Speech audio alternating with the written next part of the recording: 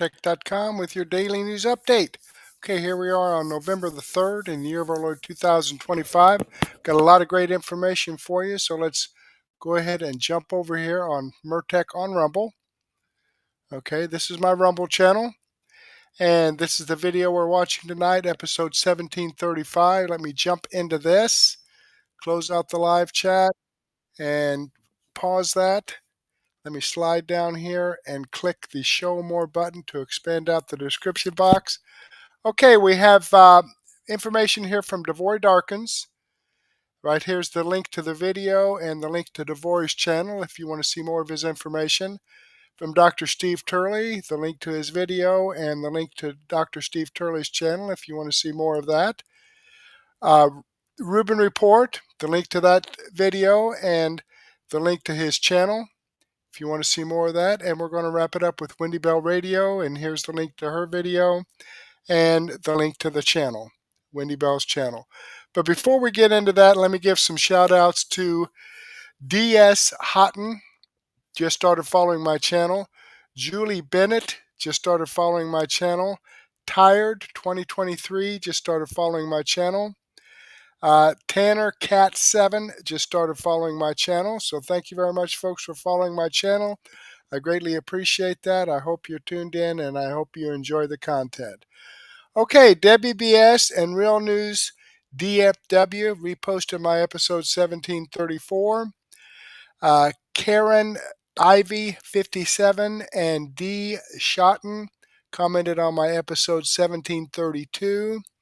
Real News DFW, Biffett, Debbie BS, and You Chucklehead commented on my episode 1734. Deb Brandt commented on my extra 518A, and Mary Way commented on my extra 518C, and Deb Brandt commented on my extra 519C. So thank you very much, folks, for your comments. I enjoy reading your feedback, and I certainly appreciate your support. So let me give this a thumbs up. Boom. There we go. All right. And incidentally, I do have one of those thumbs up icons right here. So if you'd like to just scroll down and click this thumbs up, that would be fantastic. Okay. Speaking of comments, let me share a comment from Petervan. Okay. Listening from New Zealand, enjoy the show as it covers a quick summary of current news. Well, thank you very much, Petervan, and I hope everything is going great down under. And please enjoy your Tuesday down there. Okay, jumping back here. Let's see what Devory Darkins has to say with NBC host humiliates Newsom during bizarre interview. Now, that wouldn't be difficult to do, but it is unusual for an NBC host to do something like that. So let's take a listen here and see what Devory has to say. Okay, Rumble's lagging here just a little. Take a listen. Please enjoy. You have been one of the most outspoken Democratic voices against President Trump. And part of your tactic is to imitate some of what we see online from President Trump. So you mimic his all-cap posts, you send out similar memes. Do you run the risk of normalizing that behavior? Quite the contrary. The whole expression was to not allow it to be normalized. It was becoming normalized. All this, the normalization of deviancy across the spectrum of issues. But his communication, he's dressing up as the Pope, as Superman. Hold on, he's putting his face on Mount Rushmore. He's saying, thank you. It's madness. And so I put a mirror up to that madness. See, that's a perfect example of why this interview with Gavin Newsom was at a minimum bizarre and humiliating, especially to the people who pride themselves in being centrist. This guy is lying every step of the way, and we're going to show it to you. It's not just my opinion, of course, but let's just start with the first point that he attempted to make there, which is this idea that he's just mimicking the president in an effort to stop normalizing the president's behavior. What he doesn't understand is this is who the president is. You're not going to change that.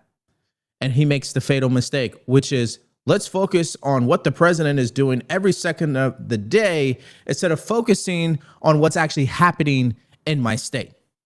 Then he goes on to say this bizarre statement. Take a listen. You've said, as we've discussed, you are considering a run for president, and you've said you'll make a decision about whether to run for president after the midterms. Yeah, I mean, Governor, let me ask you, why do you want to be president? I don't. I'm not suggesting I am. I'm saying in response to someone talked about it, and I hate when nothing I dislike more than the politician that sits there and lies to you. And we all just sit there rolling our eyes going, give me a break.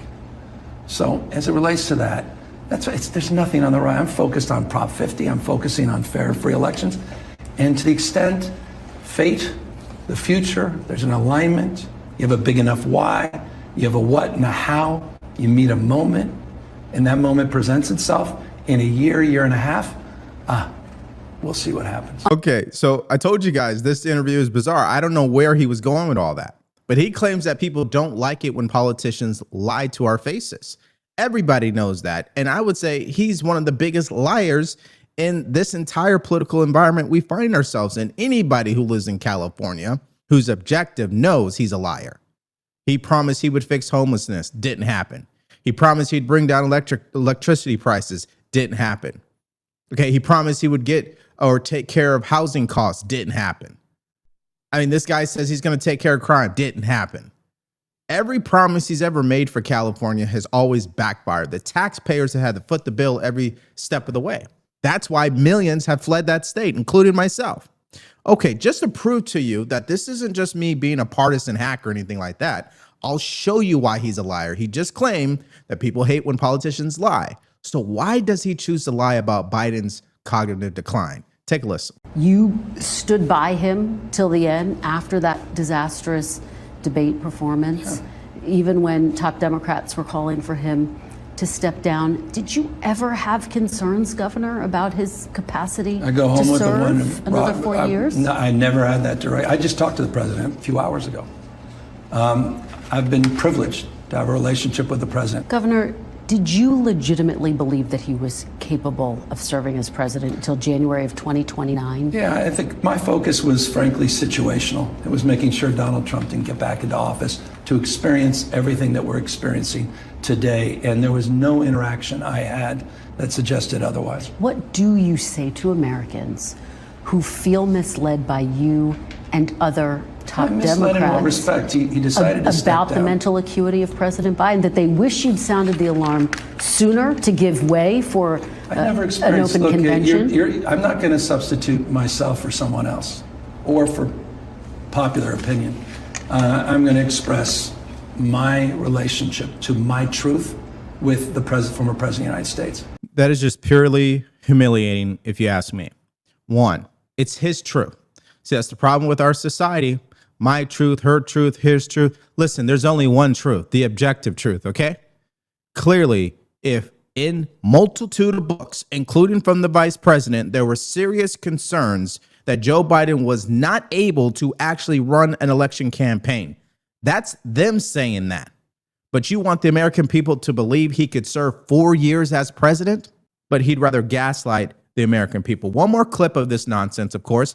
This is him answering the question about Michelle Obama's historical statement that when they go low, they go high. Here's his justification on why Democrats have gone so low. Take a look. It reminds me of something Michelle Obama said once. When they go low, we go high. Is there still room for that mindset?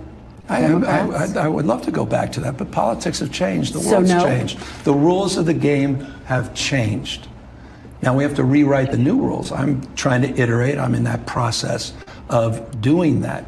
But Michelle Obama also recently was interviewed about that comment, and she amended that comment about going high is also going strategic, meaning finding strategies to address concerns and anxieties. So she's evolved on her own foundational principle, but it's the right one. We're all better off, and we're all better off.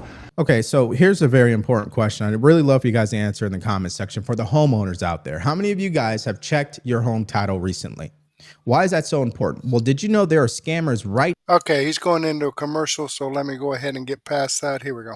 and focusing on the principles, focusing, debating on the merits and the actual issues of policy, and not getting wrapped into character assassination. That's what, in my opinion, is one of the reasons why Democrats, in particular, their party, has fallen off a cliff. All they do is attack the president personally. They don't ever want to actually debate the hard issues. Now, let me show you an example of going high, because there are some people in the Democrat Party who is still part of normalcy, and that'd be Senator John Fetterman. Just this morning, he said this. Oh, well, I mean, a lot of people forgets or doesn't understand the state that I am honored to represent. Pennsylvania, perhaps the most purple state in the country. And I am not just representing Democrats. I'm representing 13 million Pennsylvanians. And now I refuse to call members of the other team as fascists or Nazis or those other kinds of things, because if you do, then that implies that, well, the people that vote for them must be the same as too. And that's absolutely not true. I know and love many of people that voted for the president, and they're not fascists, they're not Nazis, they're not here to destroy our democracy, have different values and different views on what they think is the American way of life. And that's why I refuse to engage in those things. And that's why we really have to find a way forward. Well, I think the pathway forward is for us to continue to demand, as critical thinkers, this idea of focusing on the merits. I think there are plenty of people on social media and in Congress who are focusing their energy on character assassination all day long. Okay, I think there's plenty of people doing that. But I do not believe there are a lot of people talking about the real issues. Now, obviously, that's how Senator John Fetterman feels. But what about J.B. Pritzker? Because he just said this. Take a listen. They want to criminalize educators for supporting LGBTQ students. They want to turn classrooms into cultural war battlegrounds. And I'm sorry to be vulgar, but Donald Trump and his cronies can fuck all the way off. So bottom line here is that Democrats continue to triple down on what has alienated them from their own constituents. You have now more than ever in history people leaving the Democrat Party. If they're not leaving, they are refusing to vote for the Democrat Party. You have people switching from Democrats to independents. And then you have this poll that came out today that said 70% of Democrats believe that their party is weak and they're going in the wrong direction. So that's not my opinion. That's what their own voters are saying. Now, speaking of polls, let's talk about that. Next story is in regards to that. And what we have here is about the economy, the right, wrong direction. And I don't think you're going to be shocked by the way NBC decided to report on this. Take a look. Yeah, Kristen, you know, as you say, 48 hours from now, the first votes of major elections since last year's presidential, we're going to get them. And this NBC News poll here is our first poll since the spring. And what we find is a mood that has soured on Trump and the Republican Party in that time. An approval rating of 43% now in our new poll for Donald Trump. But check out our previous poll. This was back in March. 47-51. He was starting out now well into his first year of the second term, down to a 43% job approval rating for President Trump. This, of course, coming against the backdrop of the government shutdown. We asked the question, who do you blame? 42% say Democrats in Congress, but 52% said it's either the president's fault or his party in Congress's fault. Now, what they don't tell you, because this isn't the sexy part of this poll and doesn't grab enough attention, of course, is that most Americans still believe that President Trump and the Republican Party are more in touch with their concerns as a voter, and Democrats are. Okay, so let's just look at this, okay, just so you guys could see it for yourself. Scroll down here. It says, do you think Trump is in touch with the concerns of most people in the United States today, or is he out of touch? He comes in touch at 36%. But then when you compare him to the Democrat Party, they only come in at 30% and Republicans come in at 37%. So even when Democrats go out there and they say the president is struggling with these polls, if the president is struggling, then what would you describe Democrats as I mean, it's Armageddon for them pretty much. Now, check this out. Talk about Trump and his job performance on particular issues. Again, basically a year ago, he was elected. We asked folks, do you think he's delivering here? He does get decent marks when it comes to border security and immigration. Slight majority say he has lived up to what he promised to do there. But on none of these other topics do you see that number getting past the mid-40s. In fact, the low 30s down here on the economy questions. Well, and part of why President Trump was elected on the economy, now it seems like it could be a headwind heading into Tuesday for Republicans. Again, when mainstream media goes to report on these polls, they're looking for the sexiest question, right? But I like to show you guys all of the questions, or at least a little bit more of the questions, because I think it gives you a better picture of what's happening here, okay? Overall, the American people are not happy with our state of politics. They're not happy with what Congress is doing, and they blame all of them in some aspect or shape or form. But when you get deep into it, you start to see where the trends are, and the trends are much more positive for Republicans and particularly President Trump than they've been for Democrats. And I think it's a historic low for that party. Okay, let's go to this clip. Are there notes of caution here for Democrats? Yes, there are. This is the big one right here. The party's image. Democrats only 28% positive. Look at that, 53 negative. Republicans, it's only 37 and 46. Democrats are 25 points underwater. And we should also note, this is coming, as we say, during the shutdown. And our pollsters do note that sometimes during shutdowns, there can be a little volatility in these numbers. So I think it really heightens the stakes for Tuesday night. Now, depending on what poll you look at, we've seen Democrats at 16%, 25%, 28%, which you just saw there. But this is a research that was published by Politico today, actually, titled "Working Class Voters Think Democrats Are Woke and Weak." The extensive research project shows that the challenges and openings for the party in winning back working class voters. I don't think they're going to be able to do any of that as long as they are obsessed with President Trump. It's an amazing lesson. I say it all the time. There should be a case study done politically on the Democratic Party.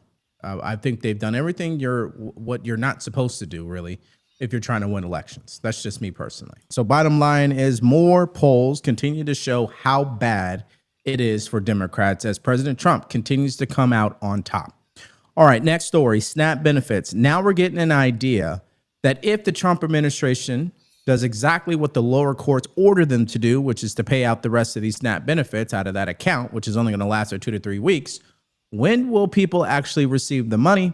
Well, here is an idea of that. Take a listen. Members of the Trump administration have been blanketing the airwaves today, indicating that they will comply with this federal judge's ruling that they need to tap into contingency funding to keep SNAP going, at least for a little while longer. But let's rewind here a little bit. Yesterday, SNAP funding, which some 42 million Americans rely on to keep themselves fed, to keep their families fed, that funding dried up. On Friday, a judge in Rhode Island ruled that the Department of Agriculture needs to tap into contingency funding to keep that program going. But the earliest we're expecting for that contingency funding to hit, for the program to restart, is Wednesday. Now, hey, you heard it. So Wednesday is when they're supposed to receive their SNAP benefits. So I wonder what the reaction will be then, because as we know, that is only a short-term solution.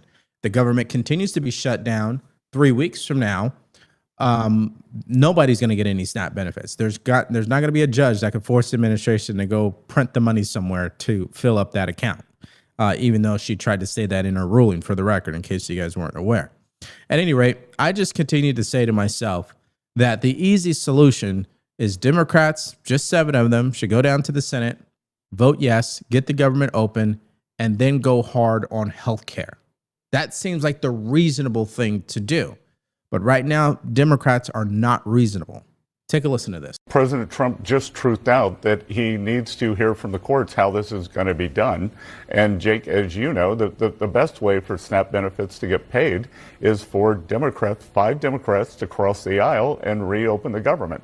Right, but there is this contingency fund, and as recently as September 30th, the Agricultural Department had a memo saying that these funds, the contingency funds, I think it's about $5 or $6 billion, could be used to pay these benefits.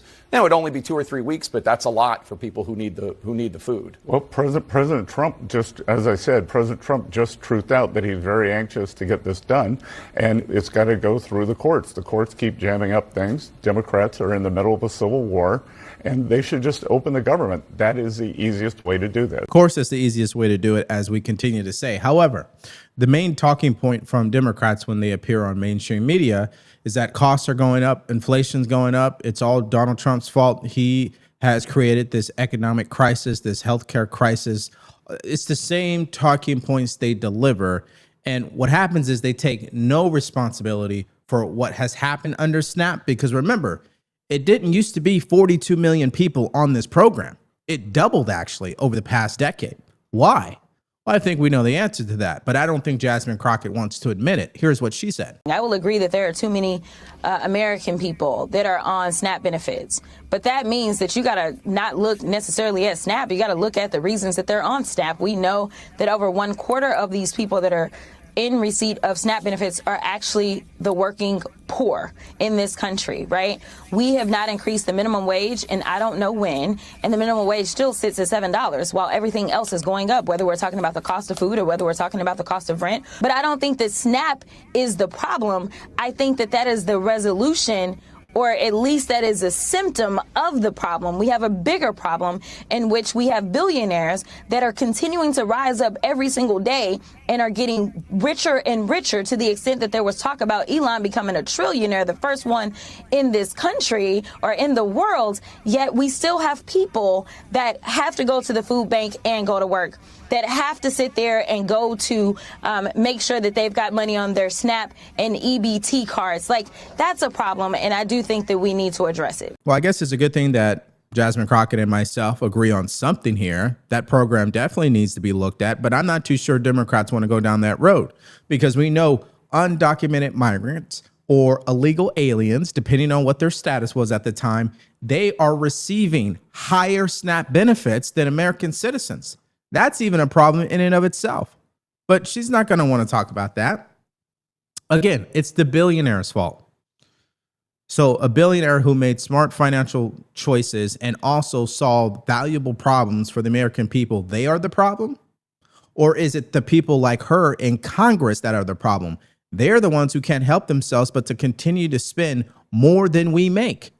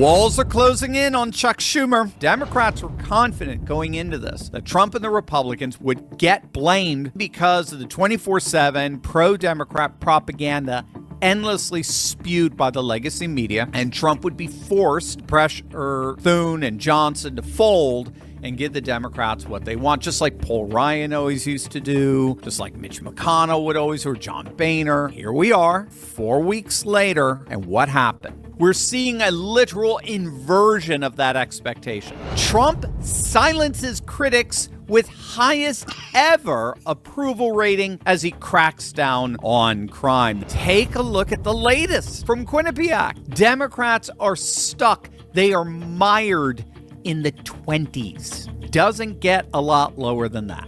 The Federal Workers Union. They're turning on the Democrats. They are officially demanding an end to this government shutdown, and they are putting the pressure on their fellow Democrat leadership to fold. The Democrats' own union allies are now publicly begging them to accept the Republican proposal. Again, you don't have to be a genius here. When your most loyal supporters, the federal employee unions that bankroll your campaigns, are publicly calling you out, you have lost. Plain and simple. And if you could believe it, even the ultra-leftist activists over at MSNBC are recognizing how utterly devastating all of this is for the Democrats. With MSNBC's Kevin Fry on Capitol Hill, where lawmakers are facing growing calls to end the shutdown. Kevin, what's the latest? Yeah, I mean, this is a very dramatic call from that union of federal employees representing hundreds of thousands with a statement today saying, among other things, that it's time for our leaders to start focusing on how to solve problems for the American people rather than on who is going to get the blame for a shutdown that Americans dislike. Because when the folks who serve this country are standing in banks after missing a second paycheck because of this shutdown, they aren't looking for partisan spin.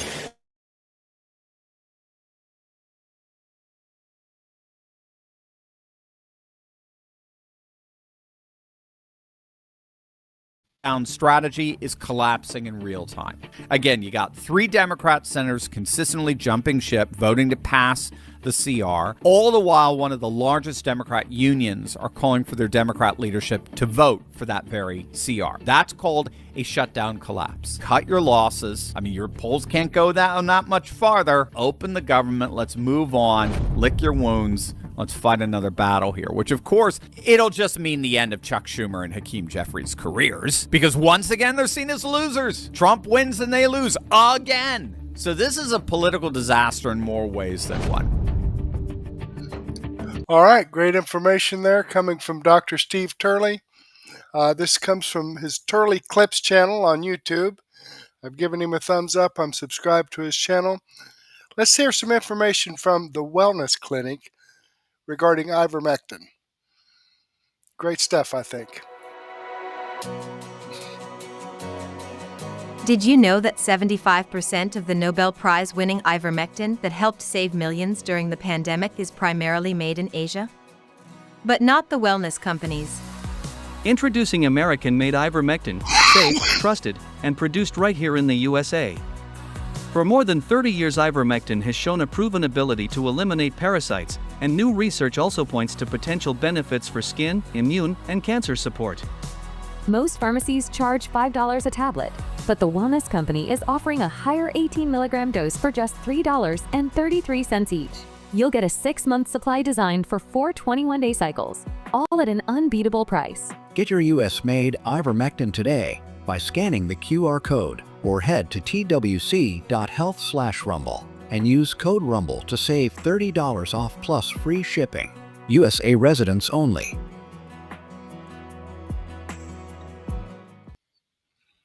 All right. Okay, well, let's jump back here and see what the Rubin Report has to say on Neo the robot is now available. But there is one huge problem. Okay, let's check this out. For $20,000, you can pre-order 1X's Neo robot now, with delivery in 2026. This week, Neo the robot, which is going to be the first kind of at-home robot, it's going to make it to the market apparently before Elon's Optimus robot, is now available for pre-order. Look at this. It's here, the first humanoid robot housekeeper. Thank you, Neo. For $20,000, you can pre-order 1X's Neo robot now, with delivery in 2026. I think you missed a tiny spot over here. Just one little catch. There may be a human behind the curtain, pulling the robot's strings. If I throw up, will the robot throw up? A company representative may need to peer into your house via Neo's camera eyes to get things done. To many people, this is crazy. You have to be okay with this for the product to be useful. We're twinning now, Neo. 1X is taking on home robotics' biggest challenges, creating a safe body and a smart brain. Its fabric-covered body lets Neo try to do a lot of things humans do around the house. Emphasis on try. Clay, we know all this stuff is coming. This seems like a particularly perverse version in that maybe there's going to be a guy in a VR suit somewhere in India actually watching what's in your house. Most people didn't expect that part. But even if they didn't have that part, the idea that the robot's in your house watching you all the time and can just upload all that information and video and data and audio to the cloud, kind of disturbing. However, I'm going to take a slightly different tack at this, which is, this is happening whether we like it or not. Like 5 years from now, I'm going to bet that the three of us have either this or Optimus in our house because it's just kind of how we all have iPhones now. Look, I think the maybe more terrifying aspect of this is, I'm going to build on it. I don't know how many jobs are going to exist in 15 or 20 years. Like, I mean, I look around at how rapidly AI is evolving. And yes, I mean, it can say, oh, okay, we're going to have Rosie from the Jetsons like working as a housekeeper. Maybe that, knocks a few jobs out. Most people don't have homemaids right now, right? So it's just really more of a convenience thing. Buck and I have talked about this both on air and off air. I look around at a lot of jobs. We had a caller the other day who called in and said, hey, I work in HR. She worked out in Utah. And she's like, I've been applying hundreds of jobs. You look at the number of jobs that are being cut already in white collar.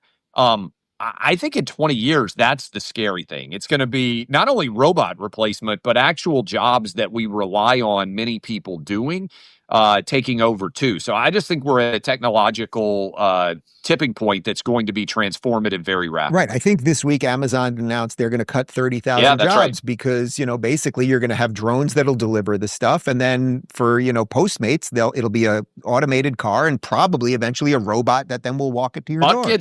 Buck gets food delivered by robots now. We talked about this on the air. Yeah. I haven't even told Clay about the little robot that shows up to give me a grease down or a shiatsu sometimes, but that's fun too. All right. Well, folks, if you've followed me anytime at all, I think you know how I feel about this AI. And let me just give you a sample. There was a nuclear war.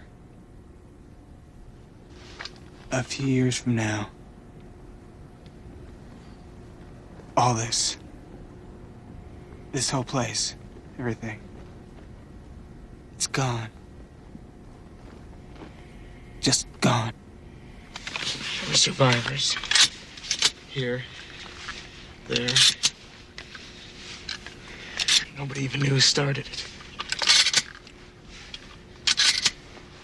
It was the machines, Sarah. I don't understand.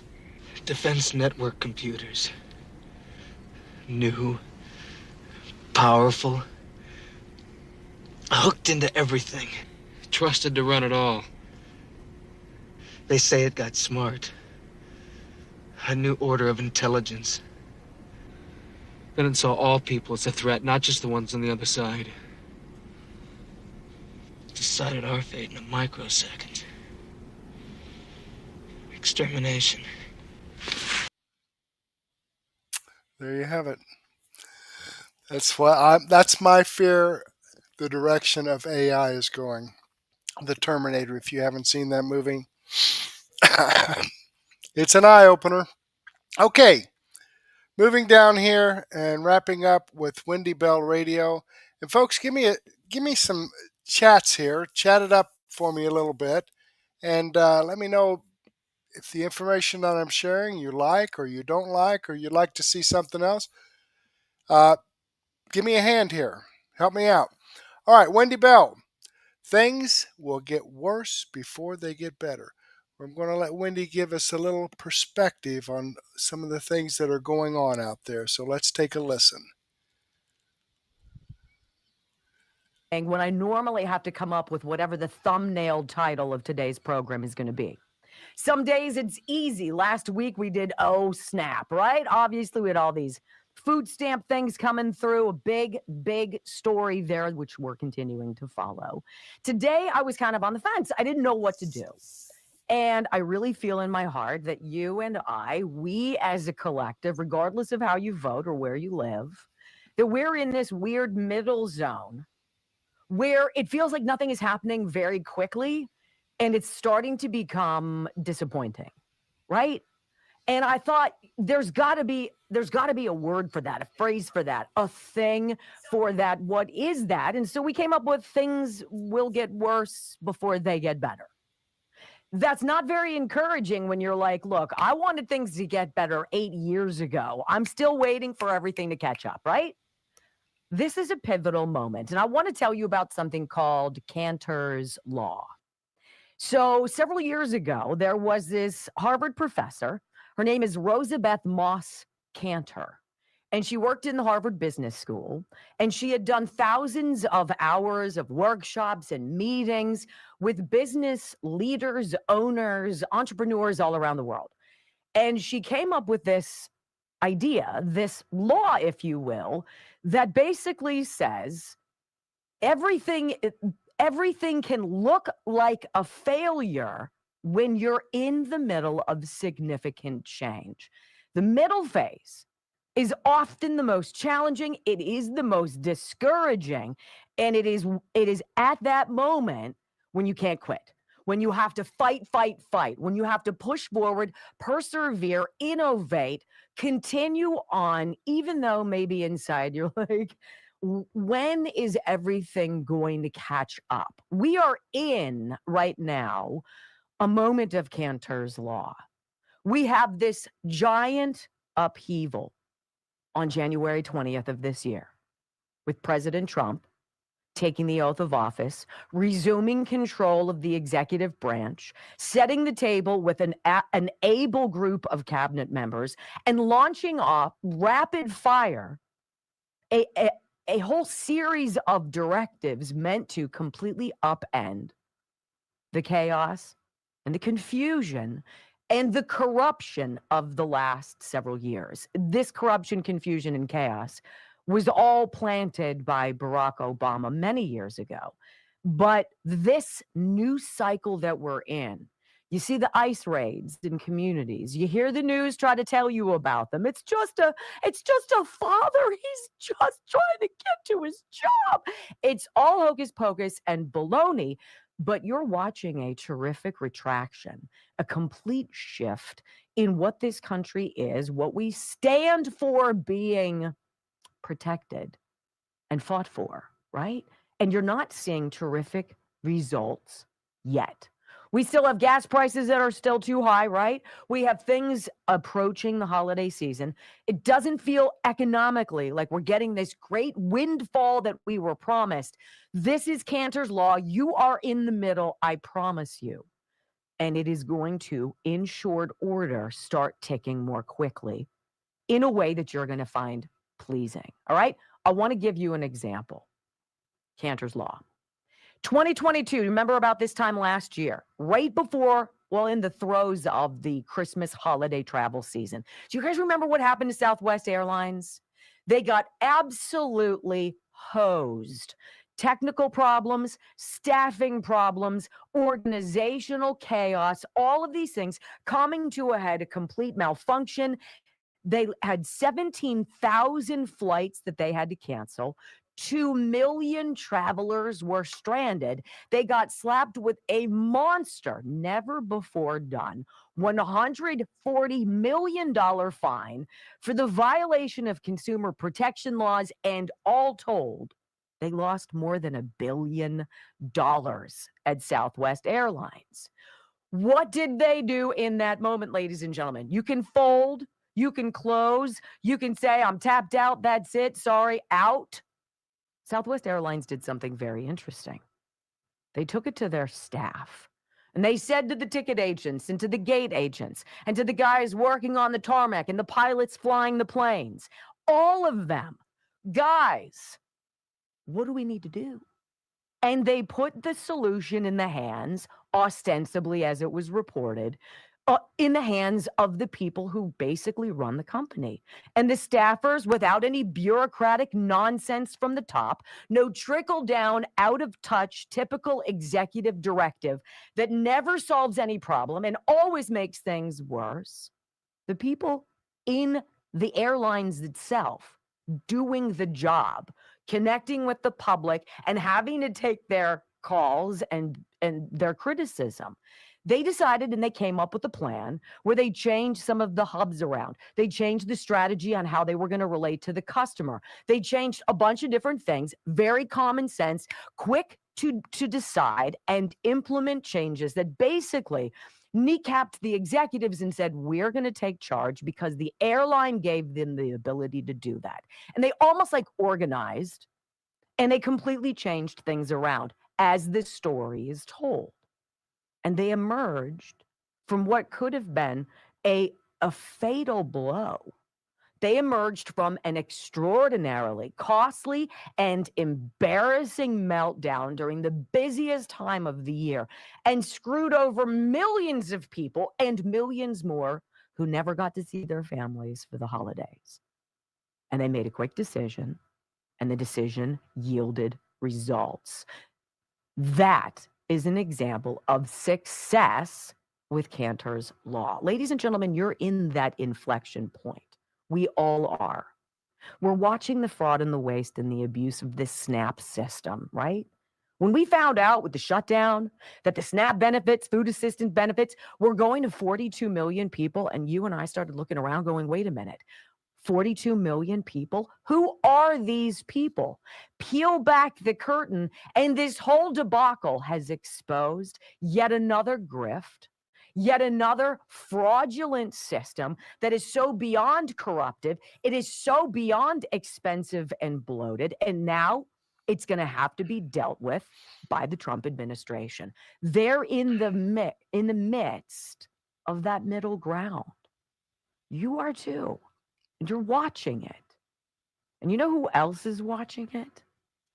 A lot of people who used to vote Democrat.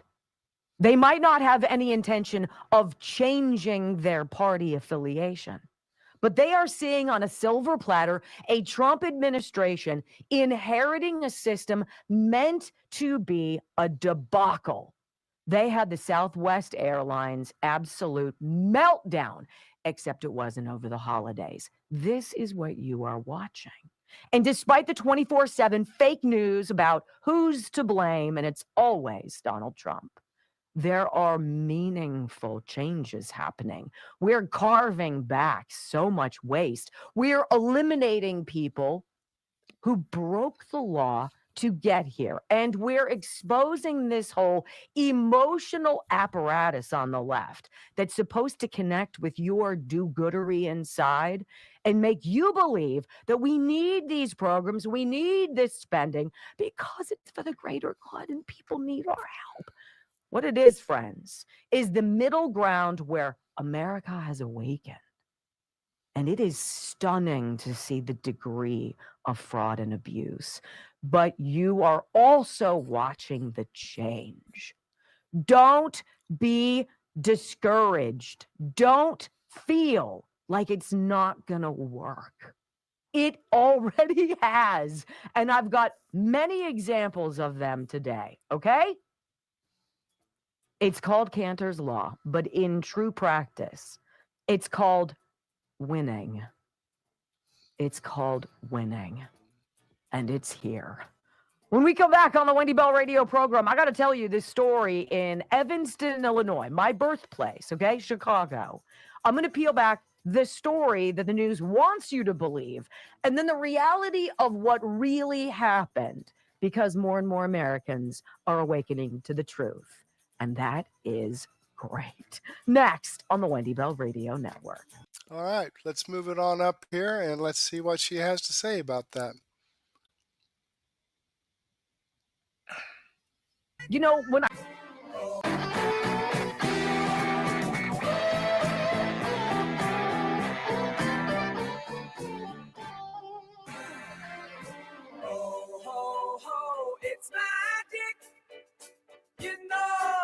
Well, welcome back to the Wendy Bell radio program. You know, when I remember that Southwest Airlines holiday meltdown, and it's true, Southwest did pull out of a total debacle that could have forever furloughed 86 to business, and a big one of that. And instead, in a shrewd, rare corporate decision, they basically gave and empowered the employees to self-organize and to shift to a system that worked better. They shifted the service hubs. They cut tons of red tape. They came up with employee-driven solutions that helped Southwest recover out of obviously the potential to be a destroyer of the business. And they didn't have to wait for any kind of out-of-touch, top-down directive. They fixed the problem. An amazing idea, right? Well, this is what your government under the Trump administration is doing. They are not just allowing things to happen so you're forced to see with your own eyes, then they allow the media to go out, do what they do, garbage coverage, and then the administration comes out after that to give you the real story.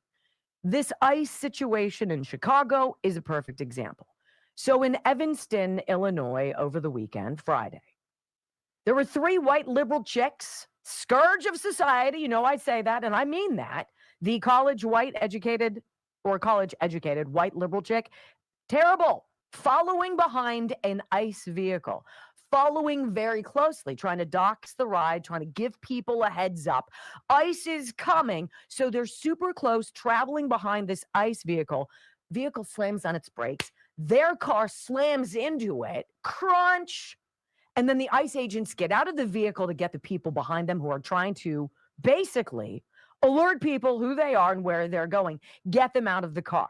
Now, I'm going to tell you, and maybe Brock can play a little of the video, because I want you to hear one of the women is wrestled to the ground by one of the agents. She resists. They resist, gets pulled out of the vehicle, thrown to the ground, and is resisting. ICE agent on her, trying to cuff her. She's squirming and screaming, "I'm a U.S. citizen." And you're going to hear a woman, another liberal chick, I'm sure, say, "Do you have your papers?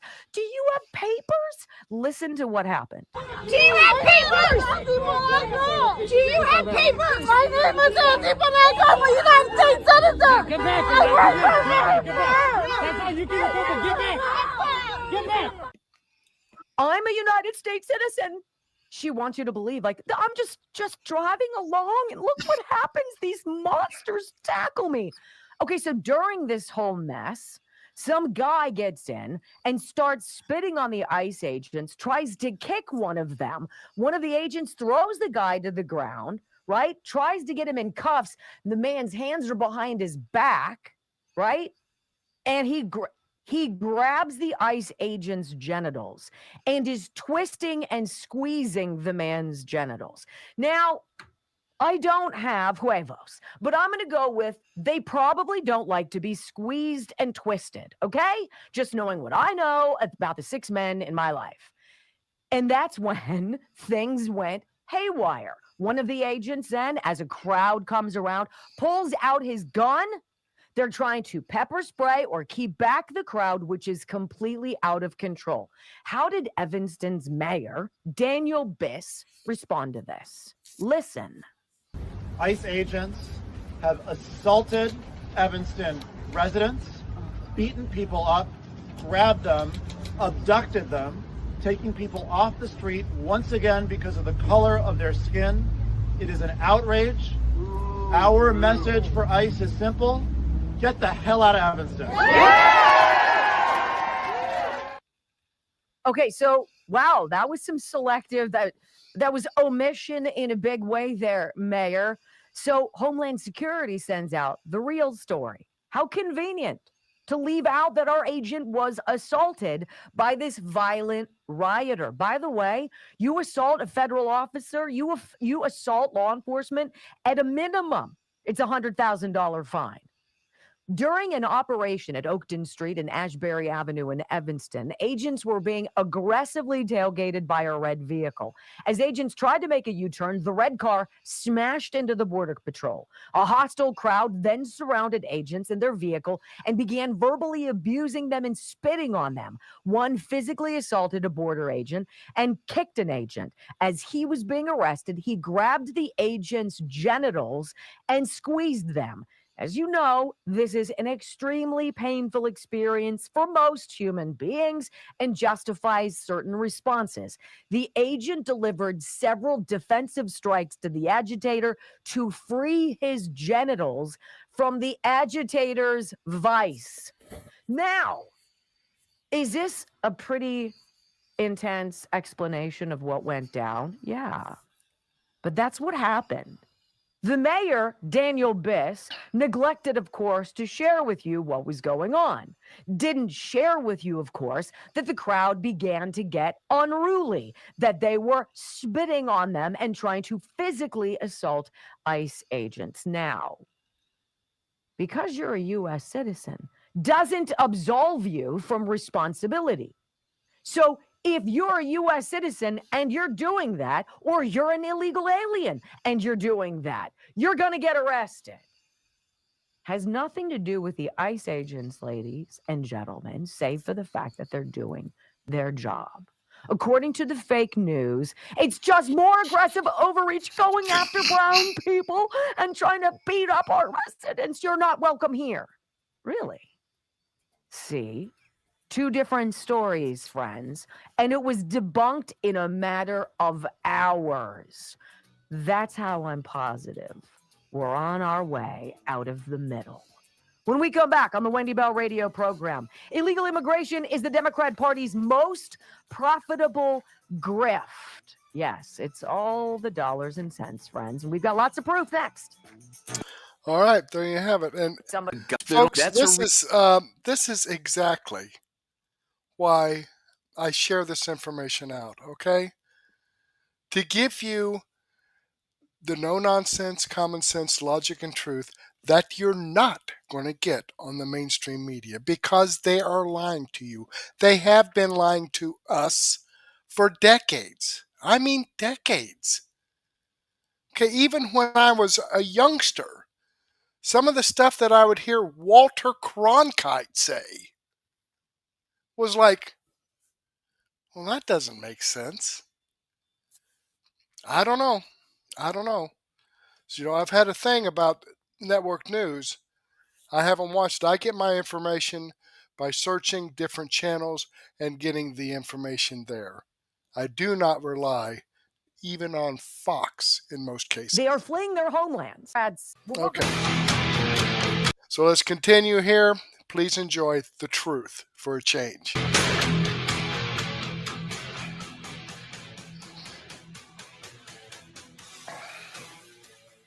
Well, welcome back to the Wendy Bell radio program.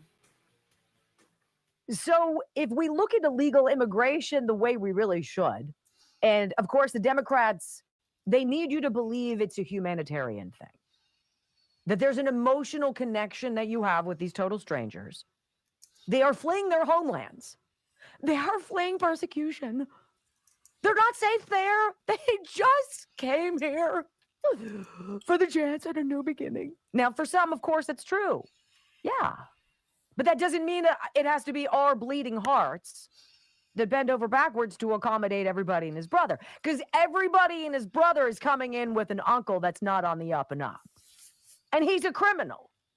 And he's been released from his homeland to come here. What a great purge for all the other countries on the planet.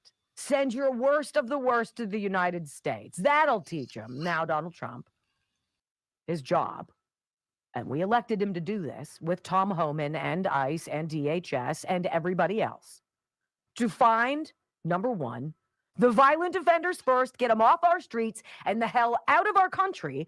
And as you well know, federal judges along the way, stopping at every turn, right? Then we need to have a serious conversation about what could be 10 to 20 million others who might not be criminals, but did break the law to get here. And they were given a very specific opportunity. If you self-deport and go out the right way, we'll let you come back in the right way. But if you don't, and we have to find you and remove you, you'll never return. It was very clear. And they threw $1,000 in it. We're going to fly you wherever you want to go and give you $1,000 cash. That's very fair, I think, right? Now, of course, The idea is to have as many new voters for the Democrat Party as possible.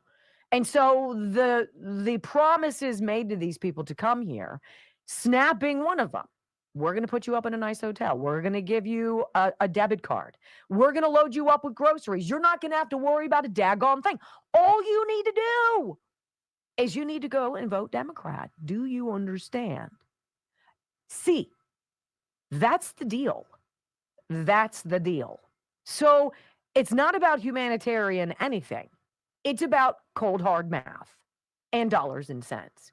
We invited these people to come. We promised them all the world. And now the Republican Party is rounding them up. And now the Trump administration is sending people home. I want you to hear Elon Musk on Joe Rogan's show.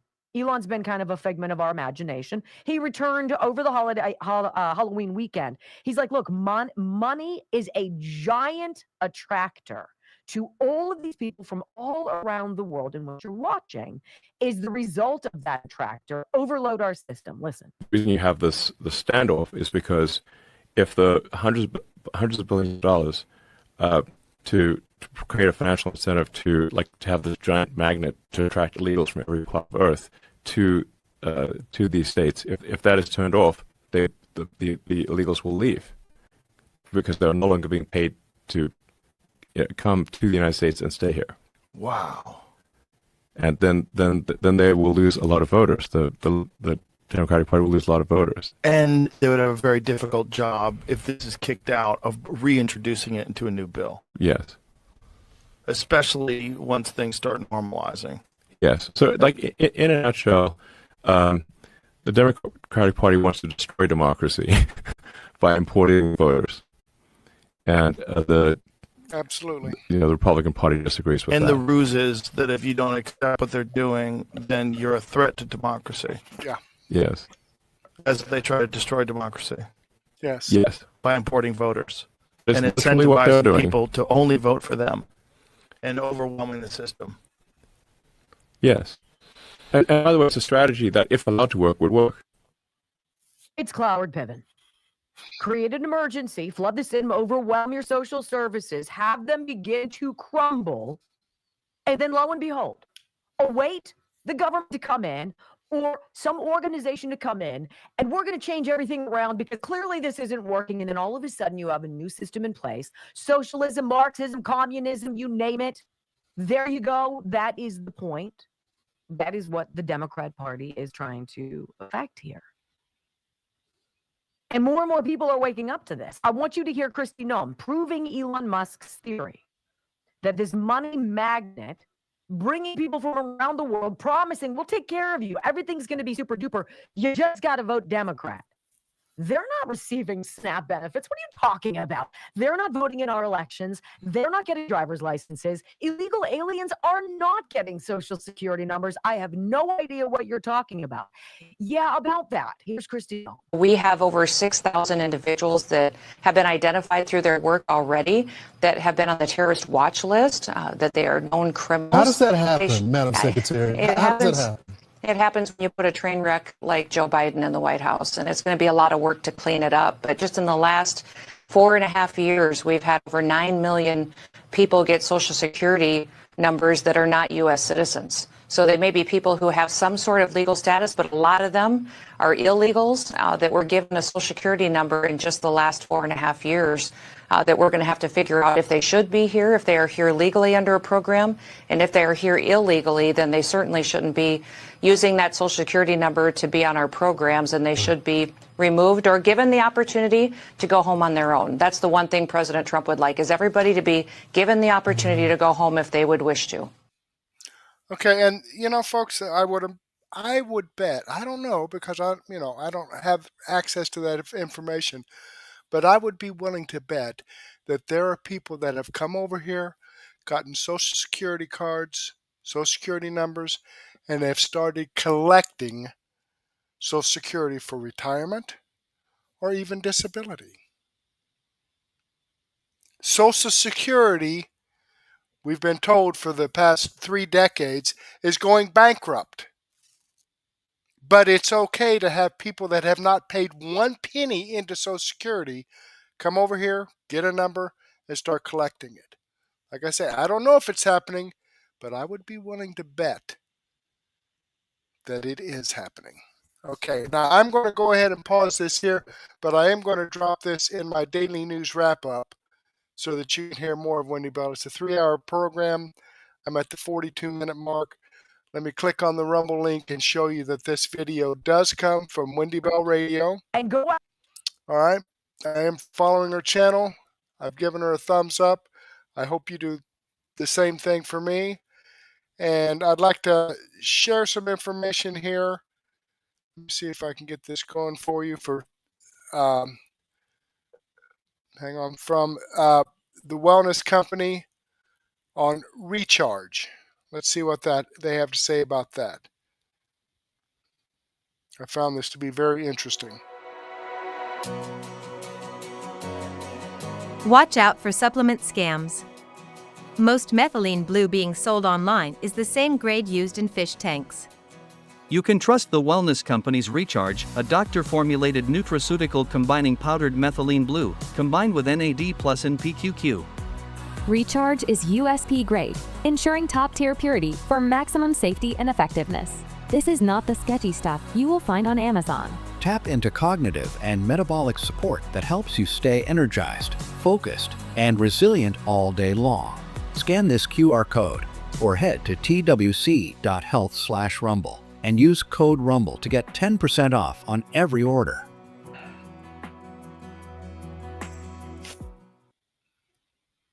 Okay, great information there from the Wellness Company. Okay, let me remind you folks here that these videos that I've shared with you come directly from the producers. I'm sharing their videos, the information that they provide. The link to their videos is in the description box below. And the link to their channels is in the description box below. And let me just say one other thing here on the Wellness Company, Dr. Peter McCullough. Now, I've got a link to the Wellness Company down here in the description box as well. And you can go back, and it's not just because Rumble has provided this campaign read for me to share with you, but I've believe in the Wellness Company and Dr. Peter McCullough and also Dr. Pierre Kory. You can go back 6 months, a year, and look at my videos in the description box. You will see this information. Because when COVID and the jab came out, these people were telling us the truth. And I was telling the truth, sharing the truth in my videos, in my daily news wrap-up. Okay, so let me click back over here at Murtech.com, and the videos that I've shared with you here, folks, are videos that I post on Murtech.com. Here's the Devory Darkins video that I shared with you. Okay, here's the Dr. Steve Turley video that I shared with you. Down here, the Rubin Report video that I shared with you. And the Wendy Bell radio report that I shared with you, video that I shared with you. So I've got over 55 no-nonsense, common sense, logic, and truth videos here at Murtech.com. And the link to Murtech.com is in the description box as well. Now, I'd like to share all this information with you, but I just don't have the time in this 1-hour podcast. But, as I said before, I will be dropping my daily news wrap-up at 9:30 this evening, so go ahead and take a break. Grab a cup of coffee and a donut, or a sandwich and a soft drink, or a beer, and meet me back here at 9:30. And I will provide the information, some of the information that I wasn't able to provide here in this 1-hour podcast. So with that being said, I do want to thank you for being with me. Hopefully, I'll get to see you again later, and may God bless.